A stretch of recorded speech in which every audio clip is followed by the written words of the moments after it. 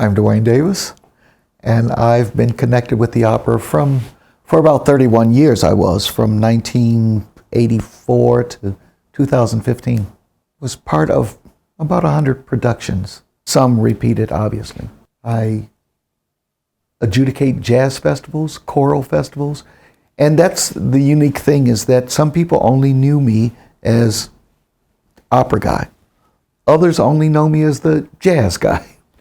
Some know me as the musical theater guy because I spent many years with Circle Theater as their music director. I love musicals, I love opera, I love drama. Sometimes I create drama. If the audience only knew all of the things behind the stage, if they knew all of the things that took place to prepare this production that they see, that goes flawlessly, not knowing what happened in rehearsal, not knowing, trying to sell tickets, not knowing getting the sets right and angles right and the lighting right, not knowing the minutia. There are a lot of great singers in Grand Rapids, but many of them have not memorized their music. You sing with the symphony chorus or sing with a chamber choir, that's one thing to have the music. But to be on stage and to memorize blocking, language, notes, that's a lot. The standard language is Italian, and the chorus is very familiar with that language, but we have the opportunity to sing in French and to sing in German, and the most challenging probably was Queen of Spades in Russian. We had two coaches when we did Queen of Spades. One was Ukrainian, and the other was from Moscow, and they did not agree. To the chorus, it sounded the same. Another thing that I remember is falling off the stage at DeVos. You fell? I fell off the stage at DeVos. Chorus was singing backstage. I was conducting. The maestro was in the pit. He said something, going to go down to ask the maestro what it was. The stairs were still in place, and I got to the stairs and fell right into the first row of chairs. And I went to emergency, got stitched up. Don't tell me I can't stop an opera. I asked the doctor who was stitching me up, I said, now look at his face, I can't lose any cool points. You're going to like camouflage it, right? Oh yeah. It's still there. I want to talk about my influence with opera. I was 8 or 9 or 10, I don't recall, when I saw my very first opera, and that opera was Tosca. And my mother decided to take me to the opera.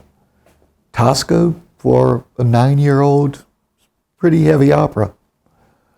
But I didn't look at the tragedy of it. I was smitten by the grandeur of it, the sets, the lights, the drama, the music.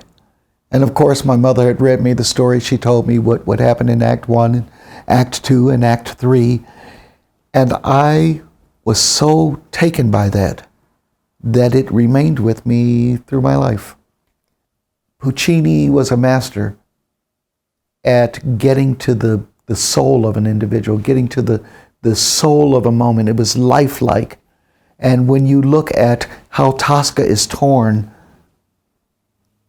for her love for her lover, and having this villain that is so demanding and wants her so badly, it's tragic. It's wonderfully tragic. So that's my favorite, because it was my first, it was my last. I don't want to do anything that does not move me as a human being, because I think the arts should raise and elevate and cleanse and all of those things that the art, and stir us. And I still allow the arts to stir me, whether it's architecture, visual arts, dancing, singing. I want to do something to me. Don't just be a pretty voice. Don't just be a well-executed dance, or do something, disturb me in a way that makes me think a little deeper about life, about my journey, about my contribution, about things that I need to learn. Can you move me? Can you take the intentions of that composer and just, it's like someone singing Vice d'arte of Puccini. I love that aria. Everyone sings that aria. Well, not everyone. I don't. But every soprano that has that Fach can sing that aria. But can you really, really bring the meaning of that aria where it disturbs someone, it jars someone? I don't just sit back and go, pretty voice. It's nice. Or do I go, wow, you have gone deeper into the meaning of that than I ever expected.